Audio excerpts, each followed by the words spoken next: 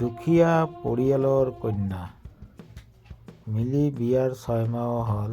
6 মাহতে 6,000 বাৰ এই কথা শুনিব লগা হ'ল দৰিদ্ৰ পৰিয়ালৰ কন্যা।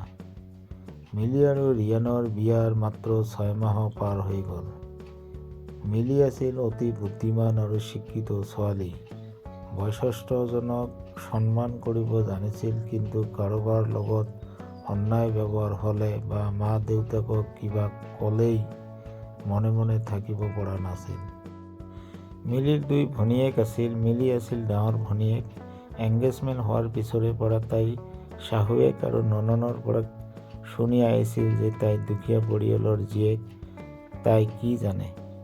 মিলিয়ে বিয়াৰ লেহেংগা পচন্দ কৰিবৰ বাবে মাক, ভনীয়েক আৰু শাহুৱেক আৰু ননদৰ লগত বজাৰত গৈছিল।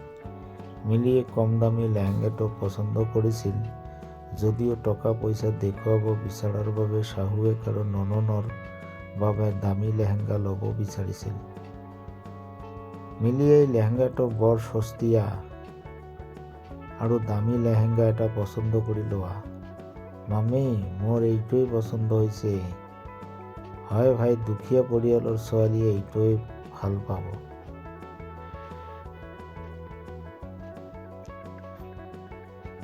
মিলিৰ বৰ খং উঠিল, যদিও মাক ইচাৰাৰ পিছত তাই নিমাত হৈ থাকিল। বিয়াৰ পিছতো মিলিয়ে ঘৰৰ পৰা যি সামগ্ৰী আনিছিল, যিমানেই দামী নহওক কিয়, শাহুৱেক সদায় কৈছিল যে দৰিদ্ৰ পৰিয়ালৰ পৰা এনে সামগ্ৰীহে আহিব। এবাৰ কি হ'ল, যেতিয়া ছবিটোত থকা এজনী আণ্টি আমাৰ ঘৰলৈ আহিল। হেৰা ৰিয়ানৰ মাক, বোৱাৰী ঠিক, কিন্তু ইমান ক্ষীণ কিয়? তুমি কি কোৱা হে?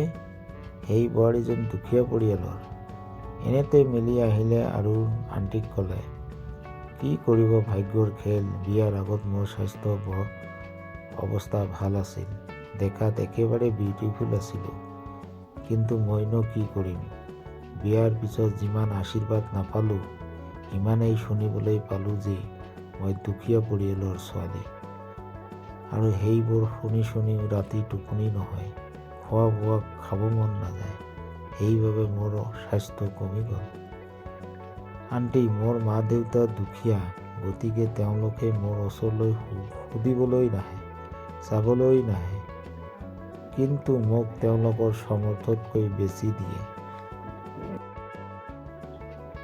মিলিৰ শাহুৱেক তাইৰ ভুলটো উপলব্ধি কৰি চুবুৰীয়াৰ আণ্টিৰ সন্মুখত বোৱাৰীৰ পৰা ক্ষমা খুজিলে আৰু ভৱিষ্যতে বোৱাৰীক মানসিক নিৰ্যাতন নিদিয়াৰ প্ৰতিশ্ৰুতি দিলে।